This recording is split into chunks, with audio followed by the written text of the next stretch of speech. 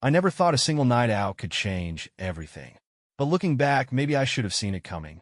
We had only been married for a few months, but instead of feeling closer, something between us fell off. My wife, Emily, had always been this vibrant, spontaneous woman who could turn the most ordinary day into something magical. But after we got married, that light in her seemed to dim. At first, I thought it was just stress. Maybe she was adjusting to the idea of married life. But the signs became harder to ignore. She'd sit in silence for long stretches, staring into nothingness. I'd ask her if she was okay, and she'd force a smile and tell me she was just tired. But I knew that wasn't it. And I get it, marriage is a big step. People tell you it changes things, but I never really believed that. I thought Emily and I were different. But when people, especially family and friends, kept telling us that freedom ends when marriage begins, it started to mess with our heads. I could see it eating away at her. The idea that our carefree days were over, that we were somehow chained to this new role. And maybe I felt it too, but I didn't want to lose her to those thoughts. I wanted to remind her that life didn't have to be that way. One night, as we were cleaning up after dinner, I saw her standing by the sink, lost in her thoughts again. "Emily," I said gently. She blinked and looked at me, as if I'd startled her. "Why don't you go out?" I suggested. She raised an eyebrow. "What do you mean?" "Call your friends," I said. "Go have fun. You need a break." For a second, I saw something flicker in her eyes. Excitement, maybe, but she was cautious. "Are you sure?" I smiled. "Yeah, go. I'll be fine." The next day, she messaged her friends, and by the afternoon, their plans were set. They were heading to a club we'd been to a few times before, a place where we'd celebrated birthdays and promotions. It wasn't the kind of place where things got out of hand. It was familiar, safe. By the time evening rolled around, she was getting ready in front of the mirror. I watched her for a moment, trying to memorize the way she smiled at her reflection as she adjusted her earrings. She looked beautiful, like the Emily I'd fallen in love with. "You look amazing," I told her. She turned, gave me that soft, grateful smile, and kissed me on the cheek. "I won't be out too late," she promised. I nodded and watched her walk out the door, her heels clicking softly against the floor. The house felt quiet the second she left, but I brushed it off. She needed this, and I was glad she was getting a chance to breathe. I settled onto the couch, turned on an American football game, and cracked open a cold beer. The sound of the crowd roaring through the speakers filled the room, and I opened a bag of snacks, ready to lose myself in the game for a while. Then my phone buzzed. At first, I thought it was a notification or some random text. But when I glanced at the screen, I saw an unknown number. Normally, I wouldn't have answered, but something made me pick up. "Hello," I said, expecting some telemarketer or scam. "Hey, it's Mark, from the club." I sat up straighter, confusion mixing with sudden worry. Mark never called me. "Mark, what's going on? Is everything okay?" My voice was sharper than I intended, but I couldn't help it. The first thought that crossed my mind was that something had happened to Emily. An accident, maybe something serious. There was a pause on the line, and my grip on the phone tightened. "Is Emily okay?" I asked again, my heart pounding. Yeah, she's fine," Mark said quickly. "It's not that." I exhaled, but the relief was short-lived as he continued. "Look, man, I'm sorry to be the one to tell you this, but she's here, and there's this situation." I frowned. "What kind of situation?" Mark hesitated, and I could almost hear him deciding how much to say. "She kind of came onto one of the bouncers," he said carefully. "Like, out of nowhere. She was kissing him, grabbing him, down there." My mind went blank. I sat there, processing what I'd just heard, hoping I'd misunderstood. "You're joking," I muttered. "I wish I was," Mark said, his voice quiet. The words hung in the air like smoke. I didn't even remember ending the call. I was already grabbing my keys and heading out the door. My vision blurred as I drove, my thoughts a tangled mess of disbelief and rage. I didn't know what I was going to do when I got there. I just knew I had to see it for myself. When I reached the club, I barely noticed how badly I'd parked. I jumped out and stormed toward the entrance. Two bouncers were standing by the door, arms crossed, like they knew I was coming. "Let me in," I said, my voice low but firm. One of them shook his head. So, Mom, can't do that. My pulse was racing now. Why not? I demanded. The taller one exchanged an uneasy glance with his partner before finally speaking. Mark told us you might show up, he muttered. He didn't want things to get messy. I felt my fists clench at my sides. The sheer humiliation of it all. Being kept outside like I was the one causing trouble while my wife was inside doing God knows what, made my blood boil. But I knew if I forced my way in, I'd be giving them exactly what they expected. I forced myself to take a step back, then another. Fine, I mattered. But I didn't leave. Instead, I found a spot across the street where I could see the entrance. I stood there, pacing, waiting, my mind spinning in 100 different directions. Minutes dragged into hours. Midnight came and went. Then 1 a.m. I could feel the cold air seeping into my jacket, but I didn't care. At around 2 a.m., the doors opened again, and there she was. Emily. Her hair was slightly messy, her makeup smudged, but she still had that composed look she always carried. When her eyes met mine, I saw the surprise flash across her face, but then it quickly shifted into something else. Annoyance. As if I was the one ruining her night. She walked toward me with slow, deliberate steps, her arms crossed over her chest, as if she was bracing herself for a lecture. When she was close enough for me to see the faint smudges of mascara under her eyes, she stopped and tilted her head. "What are you doing here, Adam?" she asked like I was the one out of place. For a second, I thought I'd misheard her. Her tone wasn't apologetic, it was defensive, irritated even. I swallowed the lump forming in my throat and forced myself to stay calm. "I could ask you the same thing," I said quietly. She sighed, exasperated, as if she were dealing with a nagging child. "I'm just out with my friends," she said, her voice strained. "Your friends?" I repeated. My eyes flicked toward the club entrance. "Funny because Mark called me. Said you weren't exactly with your friends." Her expression faltered, just for a moment, and I caught it, a flash of guilt that she tried to smother with indignation. "That's ridiculous," she scoffed. "Why would he even call you? What? You think I'm doing something wrong?" I stared at her, trying to reconcile the woman in front of me with the woman I married. "You tell me," I said. "Should I be worried?" She ran a hand through her hair and shook her head. "I can't believe this." She was deflecting, and we both knew it. The truth hung between us, too heavy to ignore, but impossible to say out loud. "I'm going home," I said finally, my voice low and tired. "Do whatever you want." For a second, I thought she might follow me, or at least try to explain. But she didn't. She stood there, arms still crossed, watching as I walked away. I got back into my car and gripped the steering wheel, but I couldn't bring myself to start the engine. My mind was racing. I couldn't leave without knowing the full truth. So, after a few minutes, I stepped out of the car again. The crowd at the entrance had thinned out, and the bouncers who had stopped me earlier were nowhere to be seen. I slipped inside. The air was thick with the smell of alcohol and sweat. The music pulsed in my ears as I weaved through the remaining clusters of people. The bar was mostly empty now, except for Mark, who was wiping down glasses with a tired expression. When he saw me, he froze, then set the glass down slowly. "You came in," he said, almost like he wasn't surprised but wished I hadn't. "I need to know," I said, my voice hoarse. "What happened?" He looked over his shoulder, as if checking to see if anyone else was listening, and then nodded toward the hallway leading to the bathrooms. "I don't want to get involved," he said, his voice low. "But, yeah, I saw it." I closed my eyes for a second, trying to stop the wave of nausea that threatened to overwhelm me. "Where is he?" I asked, opening my eyes. Mark hesitated, then motioned toward the far corner of the club, where one of the bouncers stood, checking his phone.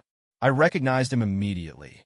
He was tall, broad-shouldered, with a smugness that made my skin crawl. I didn't storm over. I didn't yell. I just walked. When I reached him, he looked up, surprised to see me. "You Adam?" he asked, raising an eyebrow. I nodded. He sighed and pocketed his phone. "Look, man, I get it. You're mad. But..." She came on to me. The words hit like a hammer. "She was drunk," he continued, as if that somehow made it better. "I didn't force anything." I stared at him, my fists clenched at my sides. Every instinct screamed at me to swing, to make him regret every word. But somehow I didn't. Instead, I extended my hand. "Thanks," I said bitterly, "for your honesty." He blinked, clearly confused, but he shook my hand. I turned and walked out before I could change my mind. The cold air outside was sharp against my face, but I barely felt it. I got into my car and drove home, each mile feeling heavier than the last. When I walked through the door, the silence was deafening. I stood there for a long time, just staring at the empty living room, the half-finished glass of beer still on the table. Finally, I moved. I grabbed a suitcase from the closet and started throwing clothes into it without thinking. Shirts, jeans, socks, it didn't matter. I just needed to leave. I was zipping up the suitcase when I heard the door creak open behind me. "Adam." Emily's voice was small, fragile. I didn't turn around. I couldn't. "You're packing?" she asked, her voice cracking. I zipped the suitcase shut and picked it up, still refusing to look at her. "Where are you going?" she whispered. I stopped at the door and finally turned. Her eyes were red, tears pooling at the corners. But it didn't matter anymore. "I can't stay here," I said, my voice flat. She took a step forward, her hands reaching out. "Adam, please." I shook my head. "No." The single word felt final, like the closing of a door. She froze, her hands falling to her sides. I walked past her and out the door. I didn't know where I was going. I just knew it had to be somewhere else. I didn't stop driving until I was far enough away that the city lights faded into the background. Eventually, I found myself in a quiet suburb just outside of town. There was an old motel at the edge of the road, one of those places with flickering neon signs and a half-empty parking lot. I pulled in, checked into a room without really thinking about it, and dropped my suitcase onto the floor. The room smelled faintly of disinfectant and something older, memories of other people who'd run away from their lives for a night or two. I sat on the edge of the bed and stared at the muted TV in the corner. Some late-night sitcom was playing, the laugh track echoing through the small room. It felt surreal, like I was watching someone else's life fall apart. I didn't sleep much that night. My mind wouldn't shut off. Images of Emily, her laughter, the way she used to curl up next to me on the couch. It all played in my head like a broken reel of film. But it wasn't just the memories that kept me awake. It was the questions. How did we get here? When did she start slipping away? By the time the sun crept over the horizon, I'd made up my mind. I wasn't going back. Not to that apartment, not to her. I found a small rental listing online, a little house at the edge of a wooded neighborhood. The pictures showed a wraparound porch, tall oak trees, and enough space to breathe. It wasn't fancy, but it was enough. Within a week, I signed the papers and moved in. The house became my sanctuary. I threw myself into rebuilding my life, one small routine at a time. I started waking up early, brewing coffee, and sitting out on the porch as the morning mist settled over the trees. I bought weights and set up a small workout corner in the garage. I ran trails I didn't know existed before. Every morning, I felt a little stronger, like the pieces of me that had broken were slowly fitting back together. I didn't tell anyone where I'd moved, not even mutual friends. I wasn't running from them, but I needed space. I needed to exist without the pitying looks or the well-meaning, "Are you okay?" texts. And I'll admit it, at first, I tried to fill the void. I went out to bars, met new people, flirted with women whose names I didn't bother to remember. But none of it mattered. It wasn't that I couldn't love again, I just didn't want to. Love felt like a dangerous thing now, something fragile that could shatter with a single choice. One night, a few months later, I was sitting on the porch with a glass of whiskey, watching the fireflies flicker near the edge of the yard. My phone buzzed. I ignored it at first, assuming it was another spam call. But it buzzed again, and again. When I finally picked it up, I saw Emily's name on the screen. I stared at it, my thumb hovering over the decline button. But curiosity, or maybe something deeper, got the better of me, and I answered, "Hello." There was a long pause on the other end before she spoke. "Adam." Her voice was quiet, almost hesitant. I leaned back in my chair, exhaling slowly. "What do you want, Emily?" She didn't answer right away. I could hear her breathing, unsteady and shallow. I need to talk to you." she said finally. I felt my chest tighten, but I kept my voice calm. About what? Everything, she whispered. Please. I closed my eyes. Part of me wanted to hang up, but another part, the part that remembered who we used to be, couldn't let go just yet. Why now? I asked. I've been going to therapy, she said quickly, as if afraid I'd hang up if she didn't get the words out fast enough. I'm trying to fix myself, Adam. I know I messed up. I know I hurt you. But I need you to understand that I wasn't trying to hurt you. I was trying to feel free. The word hit me like a slap. Free? I repeated bitterly. So tumble around with another guy? That was your definition of freedom? She inhaled sharply, and I knew she was crying. I know how it sounds, she said, her voice breaking. But I wasn't thinking about what it meant. I was just thinking about what it made me feel in that moment. And I hate myself for it. I sat there in the dark, listening to her unravel. Part of me wanted to scream at her, to tell her how selfish she'd been, how small she'd made me feel.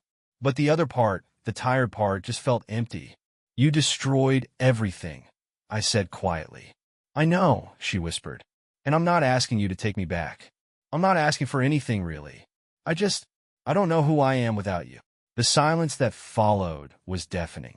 I could hear the crickets chirping outside, their soft song a strange contrast to the chaos in my mind. Neither do I admitted. We didn't say much after that. She cried, I listened, and then the call ended with a quiet goodbye. After the call ended, I sat there for a long time, staring at the dark sky. I felt drained, like every emotion had been wrung out of me, and there was nothing left but this hollow space where our life together used to be. I thought that hearing her voice, hearing her regret, would give me some kind of closure. But instead, it felt like reopening a wound that had barely begun to heal. She wanted me to understand, to see the world from her perspective. But how do you make sense of something so senseless? Over the next few weeks, she sent me a few more messages. Nothing desperate, nothing begging me to come back. Just simple updates. I'm still going to therapy. I've been working on myself. I hope you're doing okay. I didn't respond to most of them. What was I supposed to say? That I was proud of her? That I was happy she was finally figuring herself out after everything had already fallen apart? But one night, after a long day at work, I found myself staring at one of her messages. It wasn't anything profound, just a simple, I hope you're okay. And for some reason, instead of deleting it like I'd done with the others, I typed back, I'm fine. Her response came almost instantly, I'm glad. That was it. Just 2 words. But it hit me harder than I expected. There was no follow-up, no attempt to steer the conversation somewhere else. Just quiet understanding. After that, we slowly began talking again. Nothing heavy, just small conversations about how our days had gone or funny memories that popped up in our heads. It wasn't reconciliation. It wasn't a rebuild. It was just communication. But even as we talked, I knew I wasn't the same person I used to be. I wasn't the man who believed that love was unbreakable. I wasn't the man who saw relationships as a safe place where nothing bad could ever happen. One weekend, Emily asked if we could meet in person. I just want to see you, she said. No pressure. No expectations. I hesitated, but part of me was curious to see if it would feel different, to see if she would feel different. We met at a quiet coffee shop in the middle of town. She was already sitting at a corner table when I walked in, nursing a cup of tea. She looked up when I approached and smiled, a soft, sad smile. Hi, she said. I nodded and sat across from her. For a few moments, we just sat there, the awkwardness hanging between us like a fragile thread. Finally, she spoke. I'm not here to ask you for anything, she said. I just wanted to see you and say thank you. Thank you. I frowned. For what? For being honest. For walking away when you needed to. Her words caught me off guard. I'd expected apologies or some attempt to explain herself again. But instead, she was thanking me for leaving, for choosing myself when everything felt like it was falling apart. We talked for over an hour. Not about the betrayal, not about what went wrong, but about everything else. Memories, dreams, even our favorite TV shows. For a moment, it felt like we were just 2 people catching up after a long time apart. When we finally said goodbye, she didn't ask for anything more. She didn't ask if we could try again, or if I'd ever consider coming back. She just smiled, gave me a small wave, and walked away.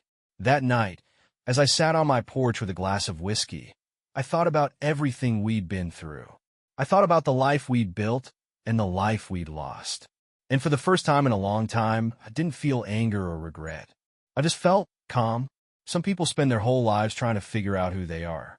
Emily had taken the long road to find herself, and it had cost us everything. But I couldn't hate her for it anymore. She was human, flawed, and broken, just like me. I don't know if I'll ever love again. Maybe I will. Maybe I won't. But for now, I'm okay. I've built a life that feels like mine, and that's enough. Sometimes, love isn't enough to save a relationship, but it can teach you who you are. And that's something I'll carry with me forever.